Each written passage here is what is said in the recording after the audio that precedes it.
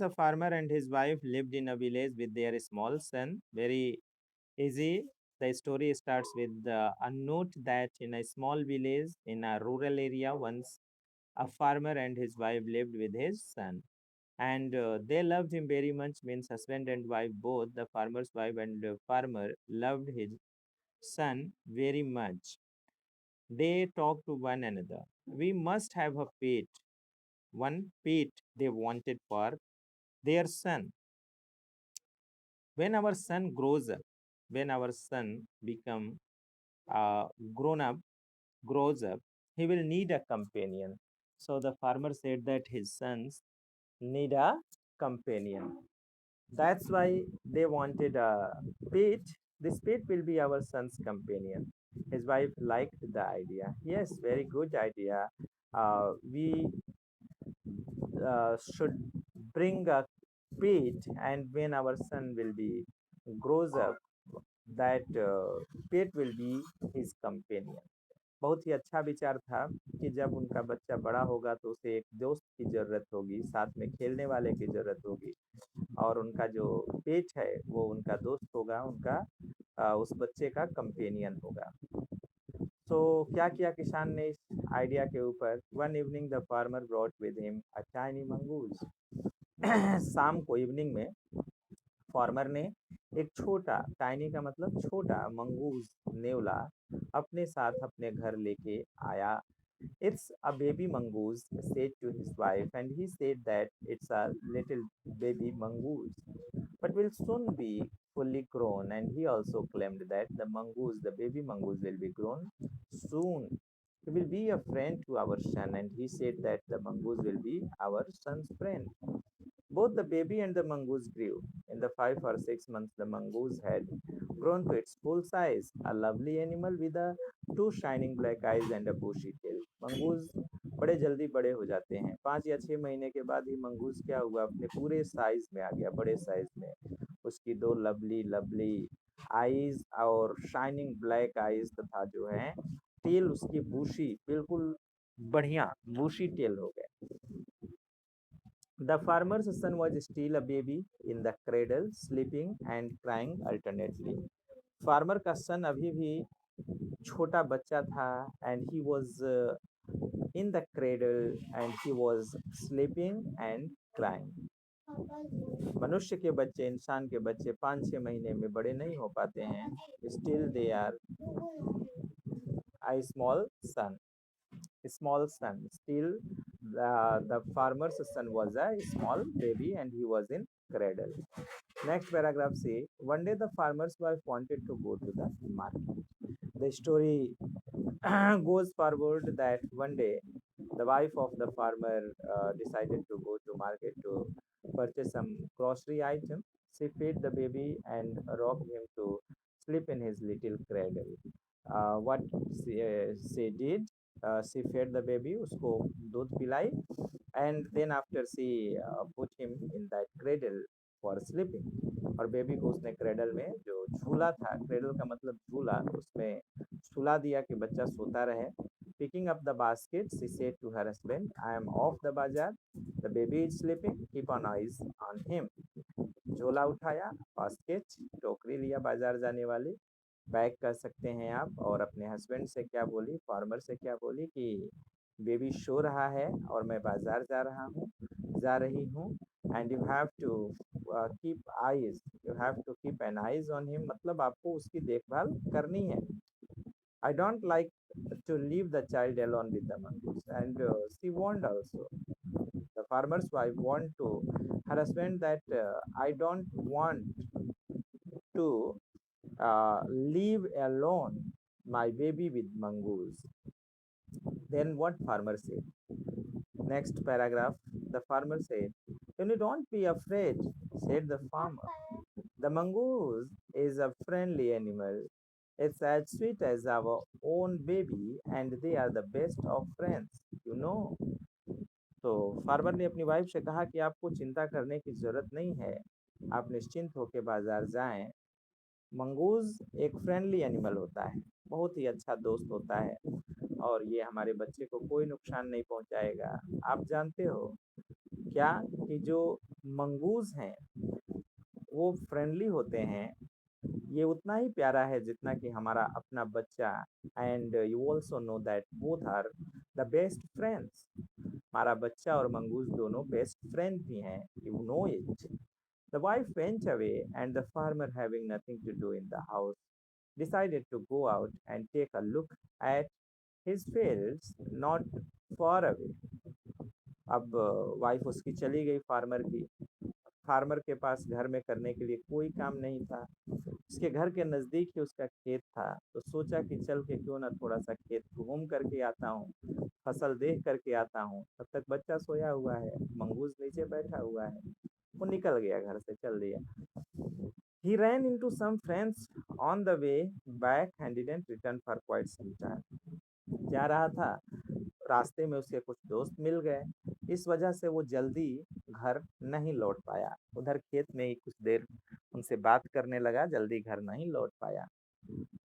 तो क्या हुआ आगे? The farmer's wife finished her shopping and came back home with a basket full of groceries. Farmer की wife अपनी शॉपिंग को कंप्लीट की और अपने घर पूरा बास्केट जो लेके गई थी, टोकरी जो लेके गई थी या झोला जो बैग थैला लेके गई थी, उसको पूरा ग्रोसरीज आइटम्स है। ग्रोसरीज आप जानते हो, खाने पीने की चीज़ें, बिस्किट, तेल, ऑयल वगैरह, ये सब ग्रोसरीज में आते हैं।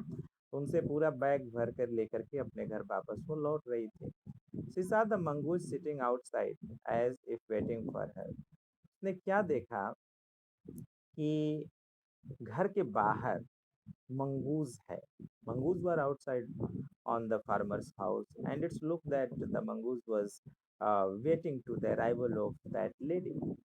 On seeing her, he ran to welcome her as was customary. Customary means it was his habit. It was the habit of that mongoose that whenever the farmer comes, whenever the farmer's wife came or the farmer came, the mongoose ran to them to their welcome. It's custom, it's his habit.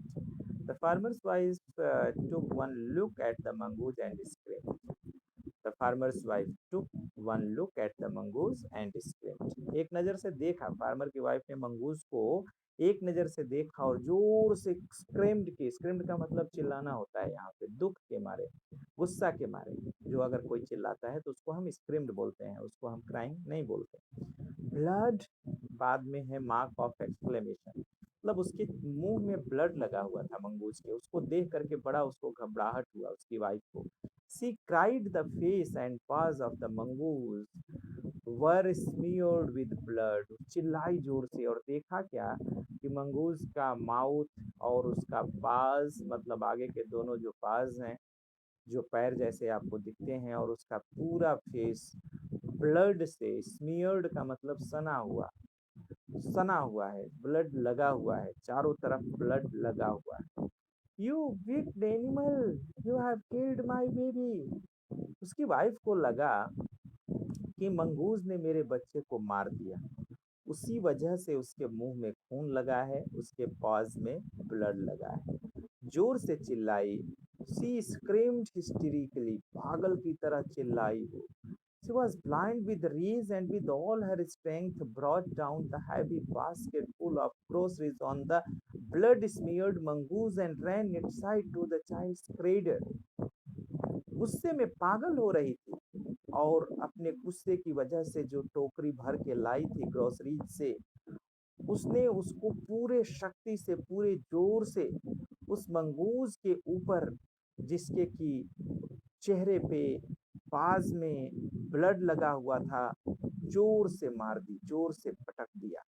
उसका परिणाम क्या हुआ, उसका result क्या हुआ? और उसके बाद वो घर के अंदर चली गई। वो फार्मर की वाइफ घर के अंदर चली गई। जब घर के अंदर जाती है तो वो क्या देखती है? The baby was fast asleep. बच्चा अभी भी बहुत आराम से सो रहा है। वो देखती है the baby was fast asleep, बच्चा आराम से सो रहा है। बट ऑन द फ्लोर ले अ black snake torn and bleeding. लेकिन फ्लोर पर वो देखती है एक काला जहरीला सांप पड़ा हुआ है, मरा हुआ, और उसका पूरा शरीर ब्लड से सना हुआ है। In a flash she realised what had happened. उसके दिमाग में अब ये बात चलने लगी कि क्या हुआ होगा। रियलिटी में हुआ क्या था कि वहां पे दोनों की अनुपस्थिति में एक स्नेक आ गया था, और वो स्नेक बच्चे के क्रेडल की तरफ चढ़ने लगा था। मंगूज वहीं पे था। और आप जानते हो कि मंगूज और स्नेक में बहुत परंपरागत दुश्मनी होती है। मंगूज ने हमला कर दिया स्नेक पे, भयंकर लड़ाई हुई, और उस लड़ाई में मंगूज ने स्नेक को मार दिया। तो इस तरह से फार्मर के बेटे की जान भी बच गई। लेकिन अपने गुस्से की वजह से फार्मर की वाइफ ने मंगूज को मार दिया। She realized what had happened. She ran out looking for the mongoose. अब उसको महसूस हो गया था कि क्या हुआ, क्या कहानी हुई होगी, और वो दौड़ के बाहर गई देखने के लिए कि मंगूज का क्या हुआ। ओह, अफसोस कर रही है। Oh, you saved my child, you killed the snake, what have I done. वो बोली कि तुमने मेरे बच्चे को बचाया, तुमने स्नेक को मारा, मैंने तुम्हारे साथ क्या किया। सी क्राइड, टचिंग द मंगूज। वो मंगूज को टच करके जोर से क्राई कर रही थी, चिल्ला रही थी। हु ले dead and still unaware of the sobbing। जो अब भी मरा हुआ पड़ा था मंगूज, और उसको तो पता ही नहीं था कि वो बिदक रही है, रो रही है, बिलख रही है। ये चीज मंगूज को पता नहीं, क्योंकि मंगूज तो मर चुका था। The farmer's wife who had acted hastily and restlessly. The farmer की वाइफ ने जो बिना विचारे काम किया था, बिना सोचे समझे काम किया था, जो जल्दी में काम किया था, stared long at dead mongoose. मरे हुए मंगूज को लंबे समय तक देखती रही, निहारती रही, घूरती रही। Then she heard the baby crying. उसके बाद उसे अपने बच्चे के रोने की आवाज सुनाई दी। Wiping her tears she went into feed him. अपने आंसुओं को पोंछते हुए वो अपने घर के अंदर चली गई, अपने बच्चे को दूध पिलाने के लिए। A story from the Panchatantra. Panchatantra से ये कहानी ली गई है। पंचतंत्र में एनिमल्स के ऊपर बहुत सारी स्टोरीज लिखी गई हैं, और आपको जान के प्रसन्नता होगी कि पंचतंत्र दुनिया में बाइबल के बाद सबसे अधिक पढ़ा जाने वाला दूसरा बुक है। तो ये स्टोरी पंचतंत्र से लिखी गई है। हमारे प्राचीन परंपरा में हमारे अ, बहुत बड़े लेखक हुए Vishnu Sharma. Vishnu Sharma has written this Panchatantra, and this is compiled of many stories based on animals, and this book is full of morals. So, what is the morals of this story? Can anyone tell me what is the moral of this story? Real moral क्या है story का? Shreyans, can you tell me what is the moral of this story?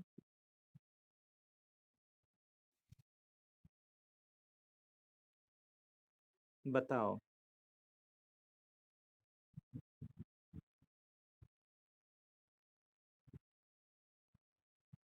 बहुत अच्छा बेटा, कोई भी काम, कोई भी चीज हमें बिना विचारे नहीं करना चाहिए। एक हिंदी में कहावत है, बिना विचारे जो करे सो पाछे पछताए। तो अगर बिना विचारे हम कोई काम कर देते हैं तो बाद में हमें पछताना पड़ता है। जैसे फार्मर की वाइफ ने बिना विचारे उस मंगूज को क्या किया, मार दिया, और फिर घर के अंदर गई, जिसकी वजह से उसको पछताना पड़ा। उसको अफसोस हो रहा था कि इतने दिन सेवा की, इतने दिन मंगूज को खिलाया पिलाया बड़ा किया, और मंगूज ने हमारे बेटे की जान बचाई, इसके बाद भी हमने क्या किया, मंगूज को मार दिया। लेकिन अब उसके पास कोई ऑप्शन नहीं था, उसको समझाने का कोई तरीका नहीं था अपने आप को कि कैसे वो मंगूज को वापस बचाए। तो इसलिए हम कहते हैं कि बिना विचारे कोई भी काम नहीं करना चाहिए, और यही इस स्टोरी की मैसेज भी है, इस स्टोरी का मॉरल भी है हमारे लिए कि बिना विचारे हमें कोई भी काम नहीं करना चाहिए। ठीक है। अब इसका इंस्ट्रक्शन, कुछ इंस्ट्रक्शन है इस चैप्टर से रिलेटेड जो आप लोगों को करना है। इससे हैंड राइटिंग आप लोगों को लिखनी है। सबसे जो फर्स्ट टास्क है, इससे आपको क्या करनी है, हैंड राइटिंग लिखनी है। 1 page hand writing from this chapter, a friendly mongoose. दूसरा इंस्ट्रक्शन है कि आप इंडेक्स सेक्शन में इस चैप्टर को जरूर लिखेंगे। सारे चैप्टर्स को जैसे इंडेक्स आप बनाते हैं आज की डेट में इस चैप्टर को, और इसमें क्या हुआ, एक्सप्लेनेशन हुआ, मॉडल रीडिंग एंड एक्सप्लेनेशन, ये दो चीजें हुई, तो आप इंडेक्स सेक्शन में इस चीज को लिखेंगे, मॉडल रीडिंग एंड एक्सप्लेनेशन। अच्छा, तीसरी चीज जो आपको करनी है, इस चैप्टर में जो डिफिकल्ट वर्ड्स आए हैं उन डिफिकल्ट वर्ड्स को आइडेंटिफाई करनी है, देखनी है कौन कौन डिफिकल्ट वर्ड्स हैं, और उनको आपको अपनी कॉपी में लिखनी है और उनकी मीनिंग डिक्शनरी से देख करके लिखना है। तो ये 3 टास्क हो गए आपके लिए। और इसका मैं जो वीडियो है जो अभी हम लोग पढ़े हैं उसको मैं यूट्यूब पे अपलोड कर देता हूँ, उसका लिंक मैं भेज दूंगा व्हाट्सएप पे। यूट्यूब पे अपलोड करने के बाद व्हाट्सएप पे लिंक भेज दूंगा, उसको देखना है आप लोगों को एक बार और फिर से अपने घर पे देखना है, जिससे अगर कहीं मीनिंग में कोई डाउट हुआ होगा, so usually you can understand the meaning of that paragraphs, or you can understand the meaning of that particular word, and you can understand the story once again. So I have recorded the whole story and I'll upload it in YouTube and I'll send the link. Okay, so और कोई doubt है किसी को तो पूछो मुझसे, if any doubt. Yes.